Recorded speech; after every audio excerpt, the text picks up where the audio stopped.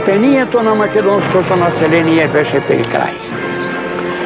На заземената територија, тоа население под водство на антифашистите од Македонија засилено се подготвуваше за востание.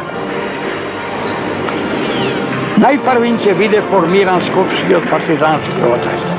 За потоа, на 11. октомври 1941 година, по прилепи во Куманово, македонските воени формации да извршат атака врз затворот и со тој чин да го почнат востанието на македонскиот народ за ослободување и за формирање слободна македонска држава. Ќе се отвори широк фронт на партизанско војување и овој пат против моćните и силните држави, за да се стигне до долговековното барање сопствен пат и легитимитет.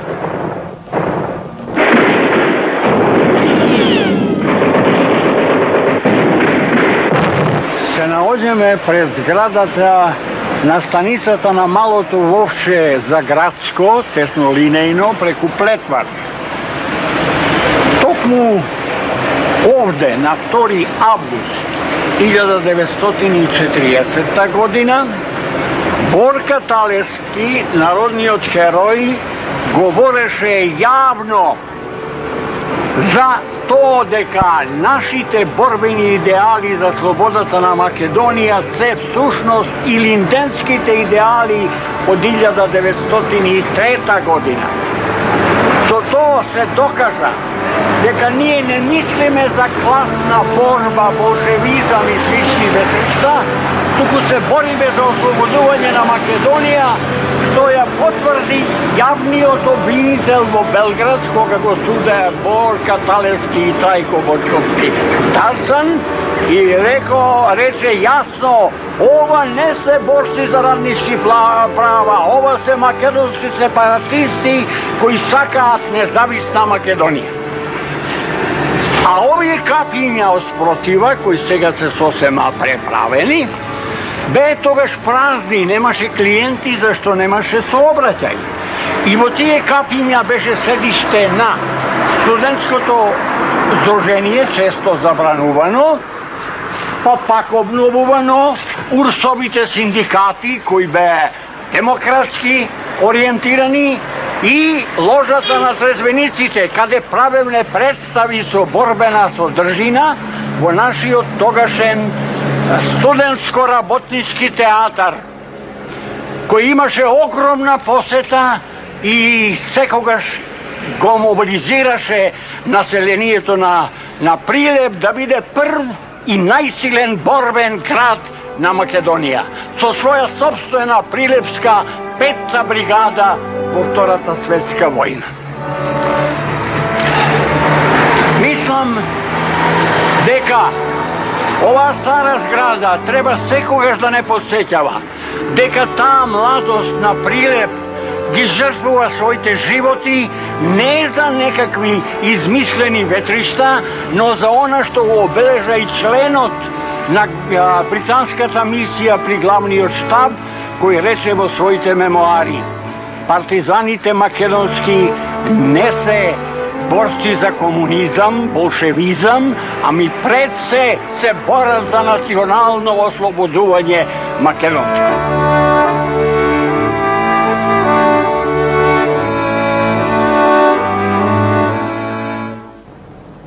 Многу генерации пред нас се бореле за собствена држава и по повод на Илинденското востание и формираната во тоа време република во Крушево, сигурно дека првата мисла на секој од нас кои бевме таму присутни, а и пред тоа кога се вршеа подготовките, беше дека еве конечно дојде време да се обнови македонската држава. И тоа е еден голем историски чин. Македонијеве гледано и од тој момента, особено сега од една историска перспектива, донесе на, ја би рекол, не само праведна, не туку единствено можна одлука да се спротивстави на фашизмот, да се организира за ослободувањето на Македонија.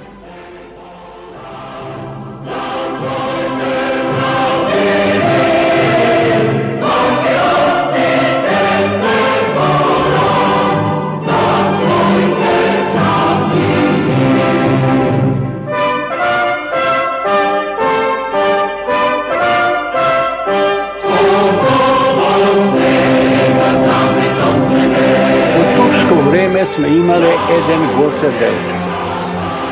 Кузман Јосифовски е без никакво сомнение вториот Гоце Делчев од завршната фаза на ослободителната македонска борба. Нашиот град дал и други близко до него, меѓутоа еден е Кузман, вториот Гоце на Македонија. Се сеќавам и денес на неговата порака кога почна борбата за ослободување 1941 година.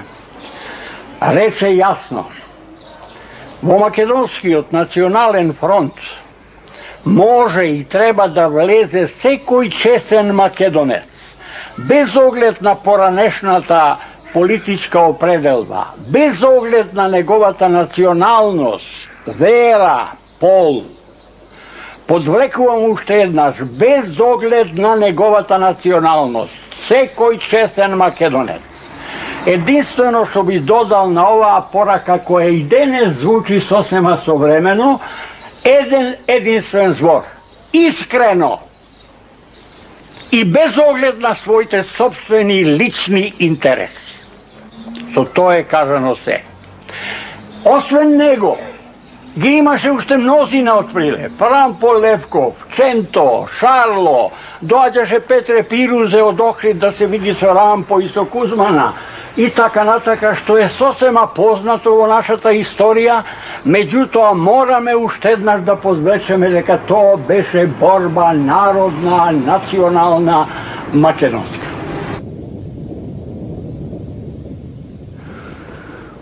Ја мислам дека он беше еден од најрешителните луѓе со државнички квалитети и постојано неговите преписки кои постојат сочувани говорат за тоа како ја обмислувал Македонија како држава, како ќе функционира и така натаму.